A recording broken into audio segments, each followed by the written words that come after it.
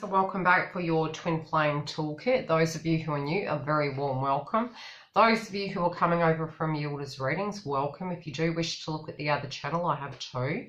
The link will be above.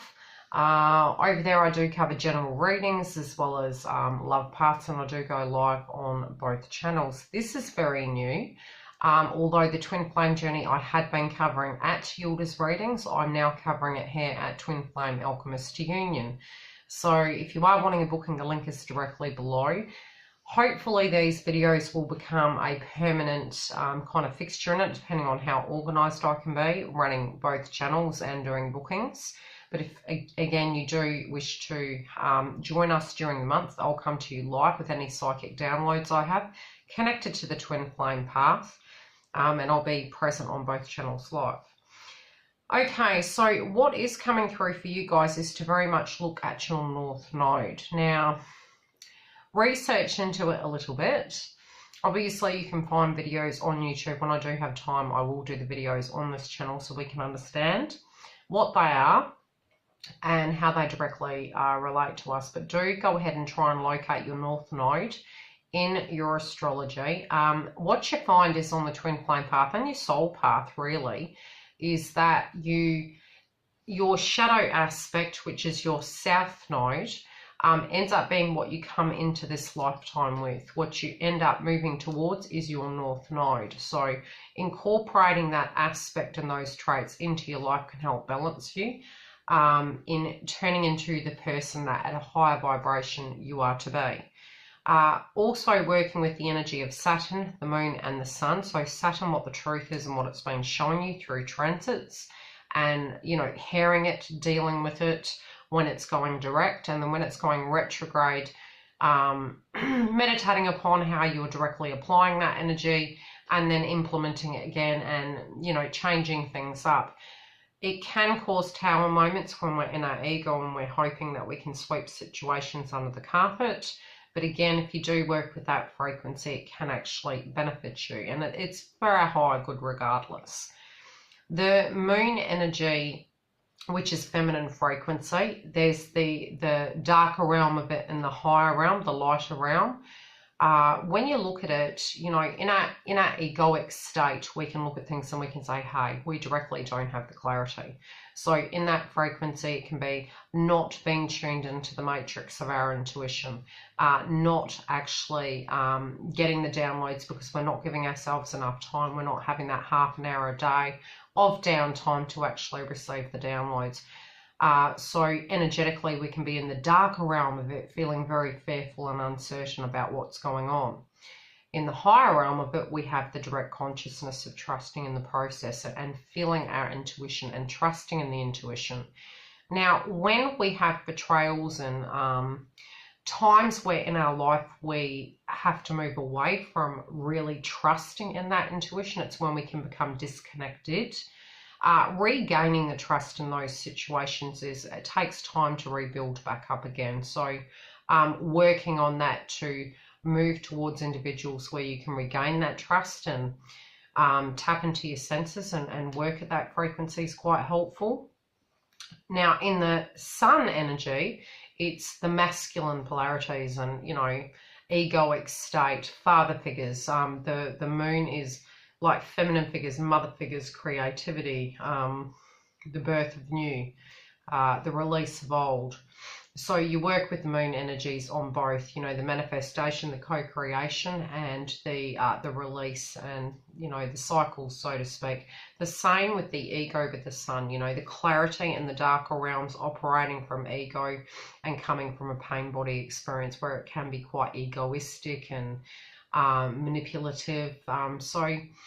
And generally it's due to pain body experience. So again, Chiron, being the wounded healer, can really help us through our chart to actually locate the wounds, bring them up, address them head on, and to wipe them clean, so to speak.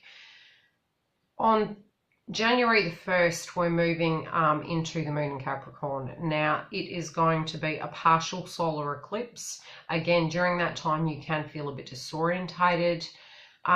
It depends on how you directly cope with the frequency. Some will feel very anxious. Others will be more comfortable with the flows and the ebbs of it. It is a manifestation moon, but again, if you're coming from a place of a lower frequency and you're very much in fair-based frequencies, it's not worth manifesting. And the reason I say that is because we tend to, in manifesting, get the good with the bad. When we're in our truth about situations and we know our worth, we tend to then alchemize that and really bring that into us. So again, it's very important to do the work on yourself and your belief systems. During the time of the partial eclipse, it's in your 1st and your 7th house.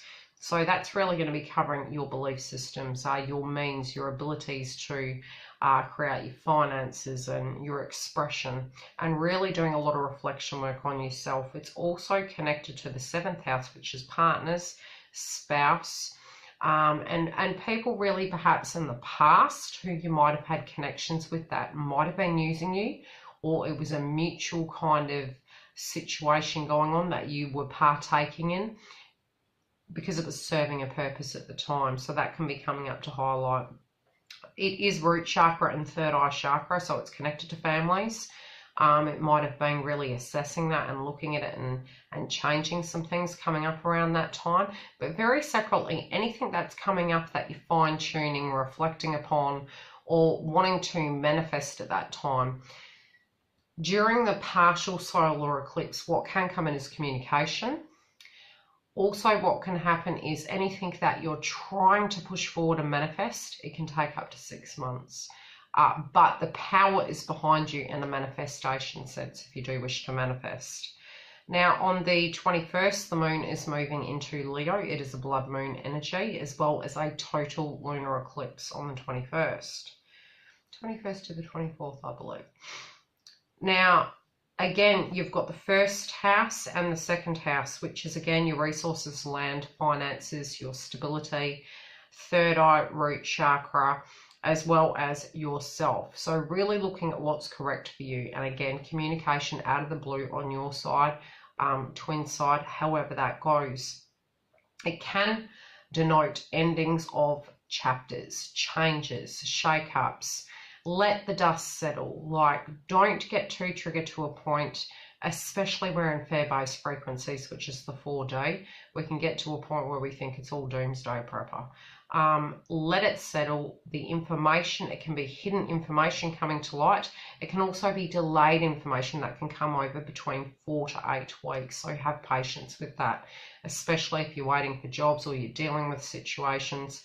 It can delay situations, so try and have patience and courage with that. Now, in the sun frequency, it's entering Aquarius on the 20th of January. Now, that again is root chakra, which is your foundation, family related, and the nodes at the moment are in Cancer. So for you personally, lots can be changing and a lot of reflection can be happening. On the 2nd house is highlighted in this area, and again, remember, in the sun frequency we can have the higher realms and the lower realms, but it is coming through around the same time as the total lunar eclipse, so it'll be present at that time. What you will find is you'll be looking at your resources, your possessions, and your finance. You'll also be looking at other people's resources, what they can bring to the table, what you can bring to the table, and your ability to bounce back after a fact. You know, what your strength is, what your weaknesses are, whether you're going to look at something and choose to bring it back to life, so to speak. It's also about your perspective coming through, and you need to be away from ego when you're addressing any one of these areas. If you're in fair-based frequency, it's 4D, it's the darker realm of it. And it's going to come up more in an agitated sense for you. If you're in a flowing, accepting factor of things and you're wishing to address them, you're in a higher frequency of things. So when it does come to the way you think people look at you, worrying about that too much can be due to a fair-based frequencies, because ultimately it should only really matter what you feel and what you need. Now, Mercury moving into Capricorn on the 5th, again, is connected to your intuition and your root chakra, your grounding and your frequency. Now, it's falling into the 3rd, 7th and 12th house, and this is for your communication, all things coming through movement, emails, technology, vehicles.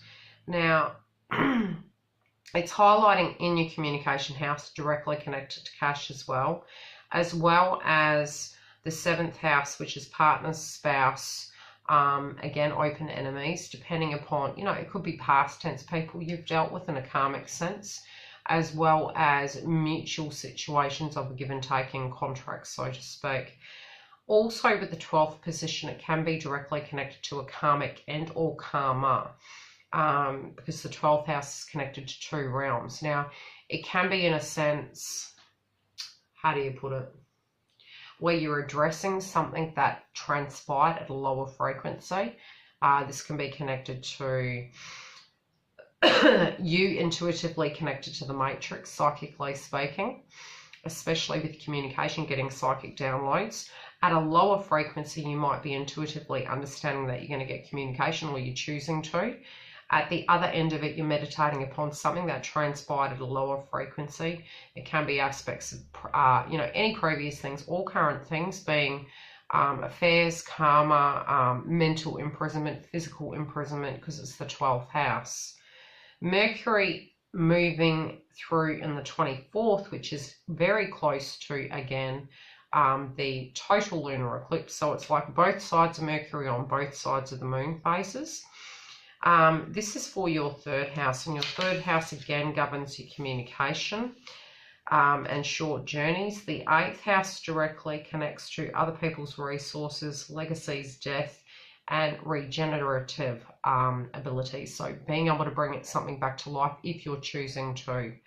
And again, it is throat chakra, which is communication in Mercury, which again can be connected to communication. On the lower realm of things, with the communication, again, you have the 12th house. Same frequency, same situation. Now, with the lunar eclipse, it can bring about endings of karmic situations and new beginnings, which is not bad.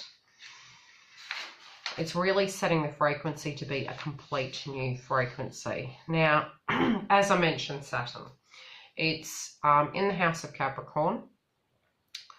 What does happen with this is we directly get the aha from Saturn, and it's saying, hey, this is what we feel vibrationally you need to look at. And it's a knowingness, because you can see certain things not working, not gelling, and it's being highlighted in your everyday life. So knowing and seeing things need adjusting. The first placement is your 6th house, which is connected to jobs, your health, your employment. The second one is in the 7th house, and that's connected to partners and spouse, things changing in that area. And the 8th house is connected to other people's resources, legacies, death, and again, the bounce back abilities to bring something back to life if you choose to. And that can be at a partnership level, especially since partners and connections and jobs all coming about of change that you're going to be directly dealing with. Even if energetically you're tuning into it and you're going, I'll leave it for a rainy day, Saturn doesn't tend to allow us to do that. It's something that physically does start getting addressed, especially since with Jupiter, the planet of expansion, and Sagittarius, the 6th house directly does connect to that, where your health, what you're putting into situations, and employment really is coming through in the house of Jupiter for you. The other house that is coming through in Jupiter is the 9th. And again, it's to do with your belief system. So you're going to expand in that area, and definitely with your employment and your health, it's going to become better. And you're going to move through those frequencies and deal with any aspects of adversity, getting yourself grounded, getting yourself back on track. Jupiter's really going to help you directly look at that. Now, Pluto is the planet of endings, new beginnings. It can be things coming at left field very quickly. Now, we're halfway through the transit of Pluto. Don't quote me, but I think it does travel, I think, anywhere from 12 to, I think 2026 is when it ends, but we are at the halfway mark regardless. So bear with me while I get the rest of the information.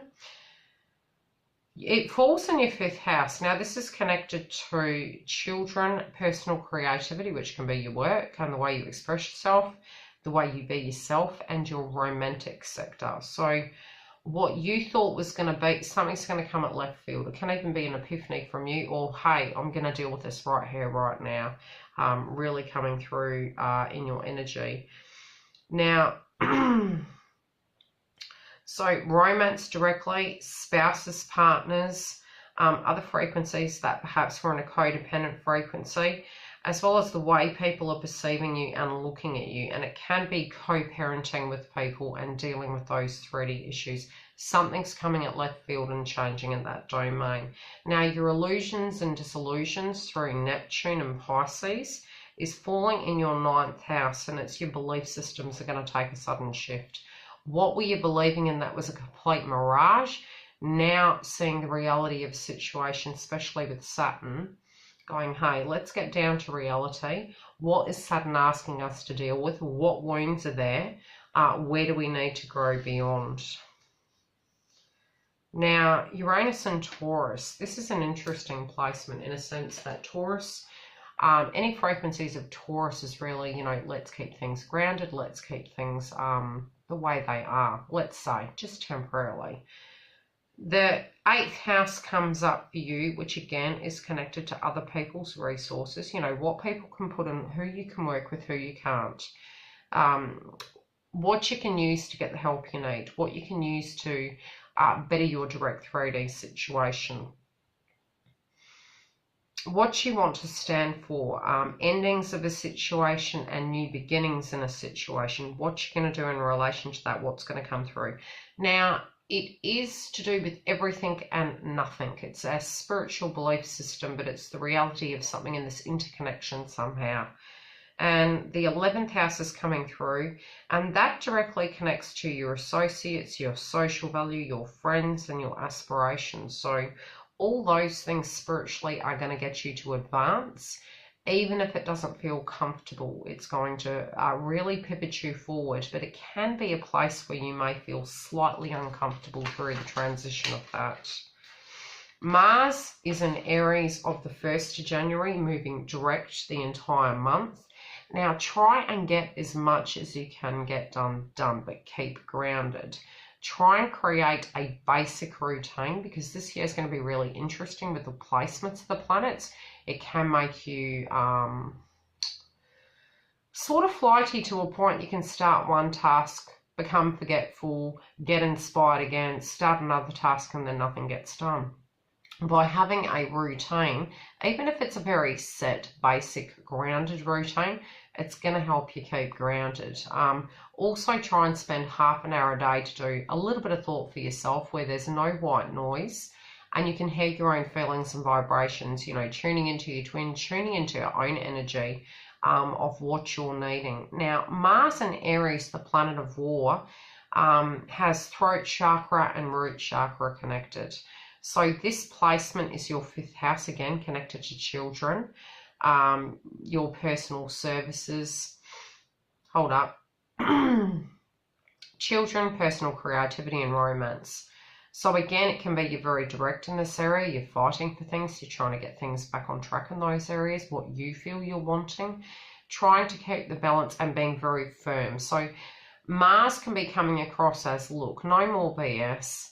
It can be if you're co-parenting, look, I'm not tolerating this. This is the way it's going to be, and just keeping things very simple. But really with Mars and Aries, it can be very sharp and direct and wanting to power through. So with the Mercury aspect of things, let's have a look at your Mercury. Anyone who's done the dirty on you, just be careful with, you know, especially in the past, if they've hurt you, try and just keep a healthy boundary and keep grounded. And I feel this is pain body experience, perhaps even from childhood, of things that weren't where they were supposed to be, that could have affected the entirety of your life and connections, etc., especially even in your twin flame. So, you know, coming away from the pain body experience and understanding that's where some of the wounds came from is going to help you get grounded. But I do feel you're going to be super assertive when it does come to any BS, when people are mucking you about, especially connected to love, children, and the way you express yourself and be you. The 10th house also connected to public image, social contributions, your employment and parents is coming up. Now, the Venus house, it's going to be in Sagittarius, which again to me oozes Saturn frequency of let's be strict. It's heart chakra and sacral chakra, you know, looking at what you're passionate about, but looking at what you love. So it's almost like a surprise in a sense that it's the two chakras. You're going to be looking at aspects in your Venus house of what's not stable, what needs to end, and the psychological foundation and domestic issues in the 4th house. Now, the 5th house, again, is connected to children, the way you express yourself in your romance house. And the 6th house is employment and health. The 11th house is associates, friends, and your social values. So again, I feel you're really going to be assessing these areas and trying to put your love and your heart into what you're passionate about. I do also feel you're trying to create balance in these areas, but you're trying to spread yourself quite fine. Now, in pain body experience, Chiron is in Pisces, and this is during this month. So the 6th house is highlighted for you, and again, this is connected to employment. The 7th house, again, partners, spouse, other people, can even be exes.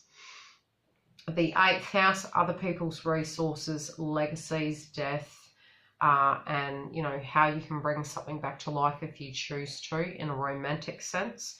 And the 9th house are your belief systems. So it's old wounds connected to those areas. And if they do come up, it's to assess a situation. If pain does come up connected to that, it's due to the fact it needs to be viewed because it's preparing you for certain transitions. Now, at the moment, as I said, the nodes are in Cancer, so it can be a reflection over your life quite gradually through every aspect of the house. And I believe, especially with Rahu and Ketu, that transit in pad 4 of Cancer is here for at least 3 months, and then it transitions. So it's a time of transformation for you over the next 3 months. I'll see you live during the month. Love and light, and I'll talk to you soon.